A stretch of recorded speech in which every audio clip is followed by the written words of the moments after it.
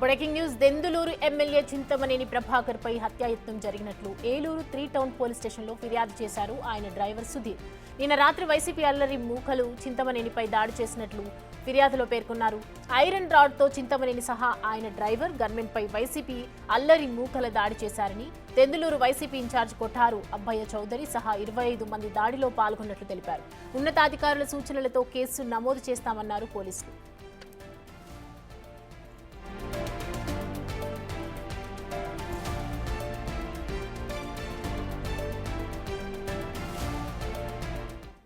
నా కారు బయటికి వెళ్ళడానికి వీలు లేకుండా ఇక్కడ ఉన్నటువంటి వైఎస్ఆర్ పార్టీ ఇన్ఛార్జి మా కారు ఎదురుగా అడ్డంగా పెట్టి గొడవని ప్రేరేపించి ఆ గొడవ ద్వారా రాజకీయ లబ్ధి పొందాలని ప్రయత్నం చేశాడు. ఇవి ఈ కూటమి ప్రభుత్వంలో ఇలాంటి విషయాలు ఏవి కూడా ఎదరికెళ్ళవు. ఇదేమీ కళ్ళు లేని ప్రభుత్వం కాదు, చూస్తూ ఊరుకునేటువంటి ప్రభుత్వం కూడా కాదు. ప్రజలు మీకు ఏ స్థానం ఇచ్చారో ఆ స్థానాన్ని మీరు పదనమై ఉండాలి.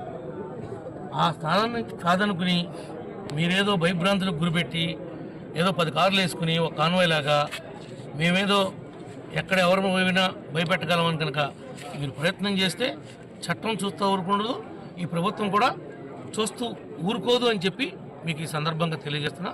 అంతా కూడా పోలీసు వారికి తెలియపరిచాం, గవర్నమెంట్ దృష్టికి కూడా తీసుకుని వెళ్తాం.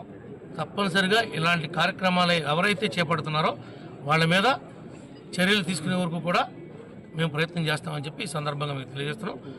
నాకు ఈ అంశానికి సంబంధించి పూర్తి డీటెయిల్స్ అందించడానికి మా ప్రతినిధి సాగర్ లైన్లో సిద్ధంగా ఉన్నారు. సాగర్, చూస్తూ ఉన్నాము ఎమ్మెల్యేపై దాడి జరిగినటువంటి కేసు. ప్రజెంట్ వైసీపీ ఇన్ఛార్జి కొట్టారు అబ్బయ్య, అలాగే 25 మంది కూడా ఈ దాడిలో ఉన్నట్టు తెలుస్తోంది. సో డీటెయిల్స్ ఏంటి?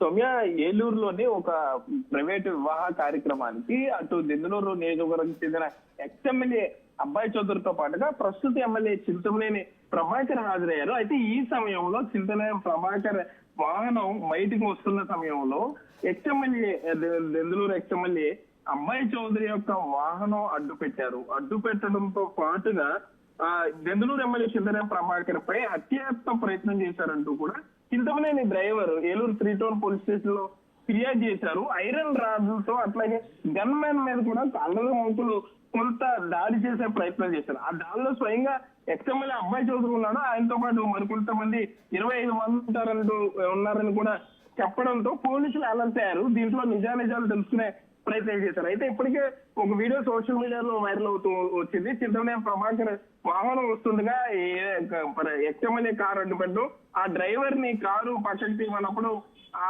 పక్కకి తీయకపోవడంతో స్వయంగా చింతమనేని ప్రభాకర్ వెళ్ళి అతని మీద కొంత ఆగ్రహం వ్యక్తం చేయడం, ఈ వీడియో అంతా కొంత వైరల్ అయిన నేపథ్యంలో సో అసలు వీరిద్దరూ ఏ సమయానికి వచ్చారు, వివాహానికి సంబంధించి అక్కడ ఏమైనా ఘర్షణ జరిగిందా, దీనికి ముందు వెనక మొత్తం ప్రయత్నాలన్నీ కూడా పూర్తిగా విచారణ చేసిన తర్వాత కేసు నమోదు చేసే ప్రయత్నాల్లో పోలీసులు ఉన్నారని చెప్పుకోవచ్చు. అయితే ఇప్పటికే చింతమనేని ప్రభాకర్ మాట్లాడేందుకు కూడా చూసాం.